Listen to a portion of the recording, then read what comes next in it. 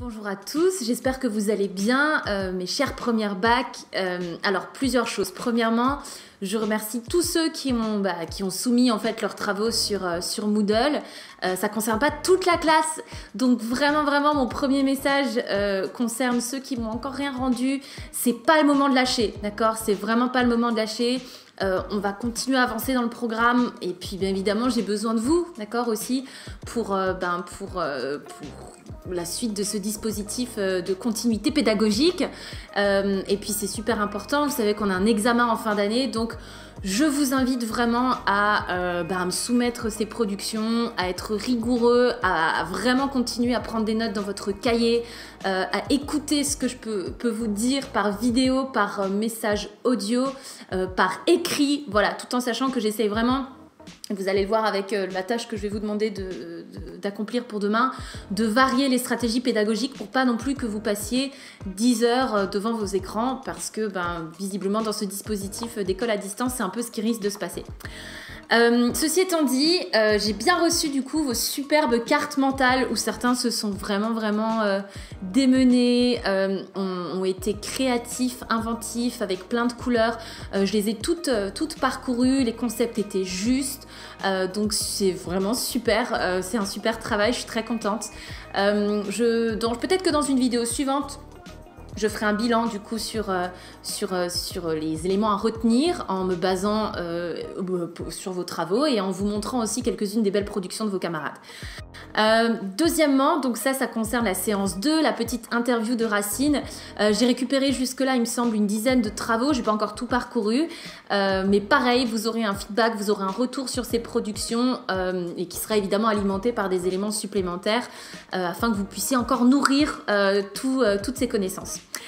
Pour demain, voilà ce que je vous demande de faire. Donc normalement on a 2 périodes de cours, soit l'équivalent d'1h30 de travail ensemble.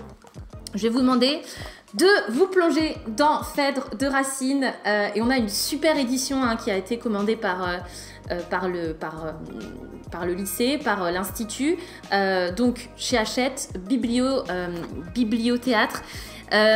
Elle est top parce que, on l'a choisie aussi parce qu'il y a vraiment un appareil critique à la fin du coup de cette édition-là et qui va vous permettre aussi déjà de ne pas vous perdre dans cette langue qui peut vous sembler un petit peu lointaine puisque, vous le savez, on est dans une langue classique, donc vous allez sans doute un peu mesurer les écarts. Donc ça vous permet d'avoir des vrais jalons, si vous voulez, des vrais jalons ici dans l'œuvre, de ne pas vous perdre, puisque page 126, vous avez un résumé de la structure de l'œuvre, donc basez-vous là-dessus. Basez-vous également au fur et à mesure de votre lecture sur les petits points qui sont faits quasiment à la fin de chaque acte. Donc vraiment, prenez le temps de parcourir tout ça. De la même manière, ce qui peut vous aider pour les 8 élèves qui n'ont toujours pas rendu la petite interview sur Racine, pouvez vous baser aussi sur la page 139 qui s'intéresse aux sources et à la réception de l'œuvre puisque c'était l'une des questions. Et enfin, qu'est-ce que j'ai trouvé top aussi pour réaliser la fiche de lecture que vous aurez à faire après cette lecture de l'œuvre. Vous pouvez évidemment vous baser sur la page 149 qui s'intéresse à l'étude des personnages et vous avez à cet effet, je crois, vous avez quelques pages vraiment qui fait tout le travail quasiment que je vous demande de faire en réalité quand vous devez répondre aux questions de cette fiche de lecture. Donc pour être je dirais brève, synthétique et résumer le travail à faire. Demain, plongez-vous dans la lecture. Essayez de passer un moment agréable à vrai dire, puisque c'est une pièce non seulement canonique, qui est merveilleuse. Il y a vraiment pas de raison que vous restiez totalement opaque si vous voulez, à la beauté de cette langue et de cette trame narrative. Donc plongez-vous dans l'œuvre, prenez le temps avec un thé, essayez de faire de ce moment un moment agréable, d'accord? Essayez d'y consacrer au moins 1h30, ce qui serait l'équivalent du coup de nos heures de cours. Et je vous demande évidemment de finir du coup cette lecture pour mardi, donc ce sera le mardi 24. Et pour le mardi 24 aussi de compléter notre traditionnelle fiche de lecture dans votre cahier du lecteur.